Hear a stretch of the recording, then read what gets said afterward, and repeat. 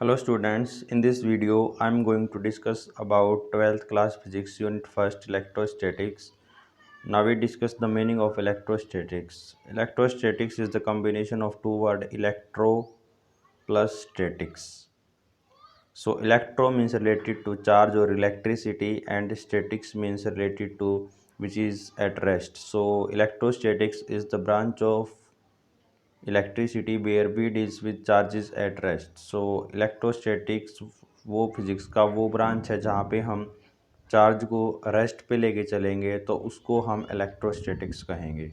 तो ये जो यूनिट है उसमें हमें सभी चार्जेस को रेस्ट पे ही पढ़ना है और उससे जो भी चीज़ जनरेट होगी लाइक इलेक्ट्रिक फील्ड वगैरह तो उसको हम यहाँ पे इसमें इलेक्ट्रोस्टैटिक्स में हम डिस्कस करेंगे। Now move to the next concept, electric charge. So what do you mean by electric charge? Electric charge is basically property of a material by which it experience electrostatic or electric force on the other. So electric charge is the property of a material by which it experience electric force on the other. So electric charge का मतलब ये है कि ये एक material की property है जिससे कोई भी बॉडी है वो दूसरी बॉडी पे एक इलेक्ट्रोस्टैटिक फोर्स लगाती है। Like if we consider two terminal of a battery, this is positive terminal and this is negative terminal, so these two charges attract, so this is the electrostatics force which appears here. So electric charge वो property है material की जिससे वो एक body दूसरी body पे एक electrostatic force को एक्सपीरियंस करती है, उससे हम ये कहेंगे कि जो इलेक्ट्रिक बॉडी है वो इलेक्ट्रिकली चार्ज है। Now move to the next concept, two kind of charges. So here we discuss about two kind of charges. So before discussing two kind of charges we made an experiment. I considered here a set of silk cloth and glass rod. So this is the silk cloth, so I write here S, and this is the glass rod, I write here G. I made another set of silk cloth, so I write here S, and this is the glass rod, I write here G. So one word which is frictional electricity. We all of know that what is meant by frictional electricity. So frictional electricity is the branch of electricity when we rub any two things, then they gets charge. So here we apply that concept. So this is the glass rod and this is silk cloth. So when we rub with each other, then they get charge. And after rubbing, when we brought two glass rods in contact with each other, then they repel each other in this way. And if we contact silk cloth with each other, then they repel also in this way. But the glass rod, when brought contact with silk cloth, so they get attracted. It means when we rub glass rod with silk cloth, then they get charge, and the glass rod are of same charge, so they gets repel. And also silk cloths have same type of charge, so they get repelled. But the glass rod and silk cloth are of opposite charge, so they gets attracted. So it means when we rub glass rod with silky, then there are two type of charges. So by conventionally, scientist Benjamin Franklin says that these two kind of charges are positive and negative.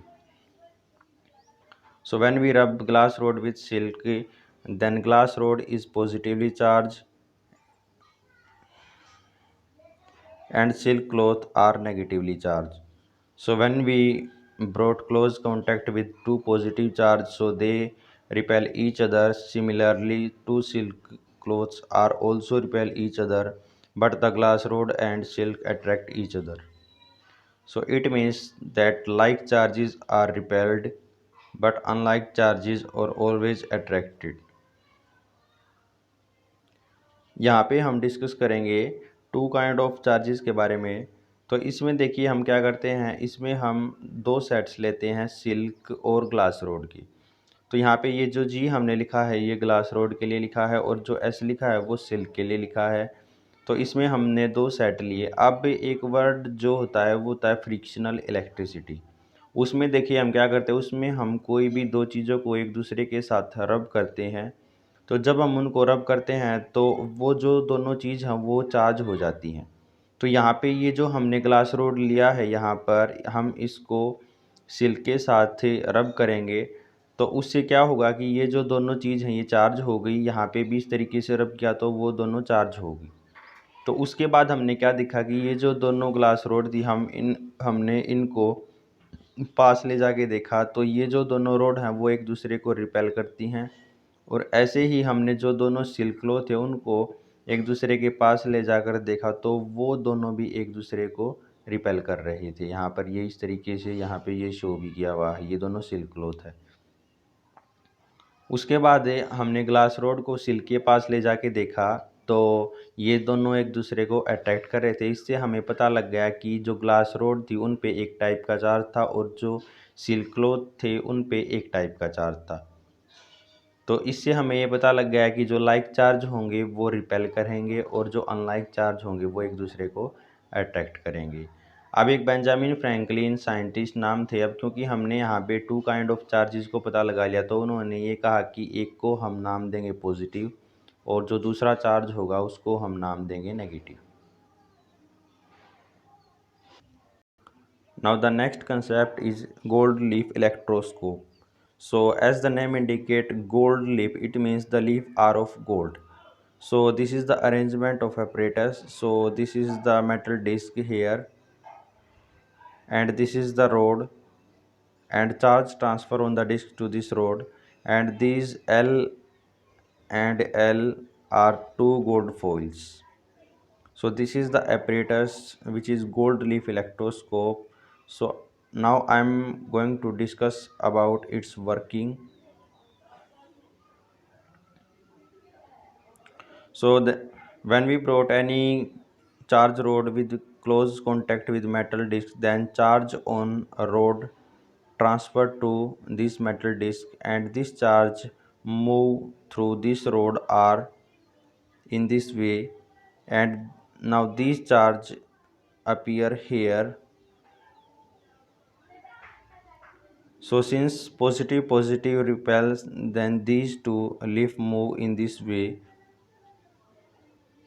So it means like charges repel because here positive charge and this positive charge split into two part here. So like charges repel, so the leaf move in this way, these outward.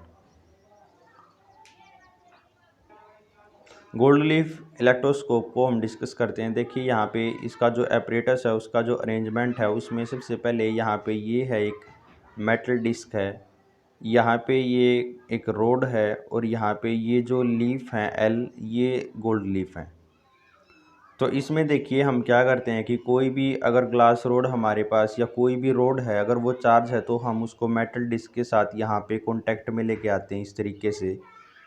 तो जैसे ही वो उसके contact में आई जो glass rod का charge है वो metal disc पे ट्रांसफ़र हो जाता है। तो वहाँ से वो जो चार्ज ट्रांसफ़र हुआ फिर वो आगे ये जो रोड है इस पे इस तरीके से ट्रांसफ़र होता है यहाँ पर, और यहाँ पे चार्ज ट्रांसफ़र होने के बाद वो जो चार्ज है वो आगे टू पार्ट में डिवाइड हो जाता है इस तरीके से। अब देखिए यहाँ पे ये भी पॉजिटिव चार्ज है और ये भी पॉजिटिव चार्ज है तो ये एक दूसरे को रिपेल करना स्टार्ट कर देते हैं। तो ये जो लीफ है वो इस तरीके से आउटवर्ड मूव करती हैं। तो इससे हमें ये पता लग जाता है कि जो लाइक चार्ज होगा वो हमेशा रिपेल करेगा। Now the next concept is charging by induction. Induction means when we generate something new, then it is called induction. So first we considered a sphere which is initially uncharged. So when we brought a charge rod in contact with the or near the with the sphere, then near surface of sphere gets negatively charged due to attraction of this positively charged, and the outer surface or the far surface of sphere get positively charged. So the charge appeared in two form on the sphere. Now we grounded the positive charge, so entire positive charge flow to the ground in this way, and a negative charge appear on the near surface of sphere. So after that we removed the glass, or we removed the charge rod, so that this negative charge spread on the all the surface of the sphere. So here we get a charge sphere. So in this way we made a charge by induction. देखिए, charge by induction में हम क्या करते हैं, शुरू में हम एक अनचार्ज स्फीयर लेते हैं, जैसे हमने यहाँ पे ये ले लिया। तो इसके पास में हम एक चार्ज रोड को लेके आते हैं। तो इसमें हमने यहाँ पे एक चार्ज रोड है, इसको हम इसको पास में लेके आए। अब देखिए क्या हुआ कि स्फीयर की जो रोड के पास की सरफेस है उस पे एक नेगेटिव चार्ज जनरेट हो जाएगा, और जो दूर की सरफेस है उस पे एक इक्वल पॉजिटिव चार्ज जनरेट हो जाएगा। तो अब क्या किया हमने, ये जो पॉजिटिव चार्ज था, यानी कि जो राइट का पार्ट था स्फीयर का, उसको इस तरीके से ग्राउंडेड कर दिया। तो उससे क्या होगा कि ये जो पॉजिटिव चार्ज है ये ग्राउंड पे फ्लो होना स्टार्ट हो जाएगा। तो यहाँ पे ये जो नेक्स्ट फिगर है इसमें दिखाया गया है कि जो पॉजिटिव चार्ज था वो सारा का सारा यहाँ पे इस तरीके से ग्राउंड पे फ्लो हो गया। अब हमने क्या किया कि यहाँ पे जो ग्राउंडेड किया था उसको भी हमने फिर आगे रिमूव कर दिया। तो यहाँ पे हमने ये ग्राउंडेड को रिमूव किया, तो उससे जो पास वाली सरफेस थी उस पे नेगेटिव चार्ज जनरेट रहा, और जो दूर की सरफेस थी उस पे कोई भी चार्ज नहीं रहा। उसके बाद हमने क्या किया कि ये जो ग्लास रोड है इसको भी हम, और जो चार्ज रोड है उसको भी हम हटा देते हैं। तो उससे क्या हुआ कि ये जो चार्ज जनरेट हुआ था स्फीयर पे, ये पूरे के पूरे जो स्फीयर है उस पे स्प्रेड हो गया। तो इससे जो शुरू में एक स्फीयर जो अनचार्ज था उसको हमने चार्ज कर दिया। तो इस तरीके से हम चार्जिंग बाय इंडक्शन लेते हैं। ये यहाँ पे हमने नेगेटिव चार्ज जनरेट किया, तो इसको हम पॉजिटिवली चार्ज जनरेट भी कर सकते हैं। अगर हम यहाँ पे ये जो पास में रोड लेके आ रहे हैं, अगर वो नेगेटिव चार्ज की है तो जो स्फीयर होगा उस पर पॉजिटिव चार्ज जनरेट हो जाएगा। उसके बाद हमारे पास जो नेक्स्ट कंसेप्ट आता है वो है क्वांटाइजेशन ऑफ इलेक्ट्रिक चार्ज। तो क्वांटाइजेशन में देखिए क्या होता है कि कोई भी फ्री चार्ज होगा वो एक इंटीग्रल मल्टीपल होगा बेसिक यूनिट ऑफ चार्ज ई। यानी कि हमने एक बेसिक यूनिट बना दी चार्ज की, उसको हमने क्या कहा ई। और जो क्वांटाइजेशन ऑफ चार्ज में क्या है कि कोई भी अगर चार्ज होगा वो इस बेसिक यूनिट ई का इंटीग्रल मल्टीपल होगा, यानी कि एन ई होगा। तो जहाँ पे जो एन की वैल्यू वेरी करेगी वो वेरी करेगी 0, 1, 2, 3, 4 इस तरीके से। तो जो चार्ज है वो इंटीग्रल मल्टीपल होगा बेसिक यूनिट ऑफ चार्ज का। तो देखिए इसमें जो एन की वैल्यू है वो 0 से 1, 2, 3, 4 इस तरीके से वेरी करेगी। ऐसा नहीं होगा पहले 0 होगी, 0.5 होगी, या 0.25 होगी, 0.75 होगी, ये नहीं होगा। जो एन की वैल्यू है वो एक नेचुरल नंबर होगा इस तरीके से।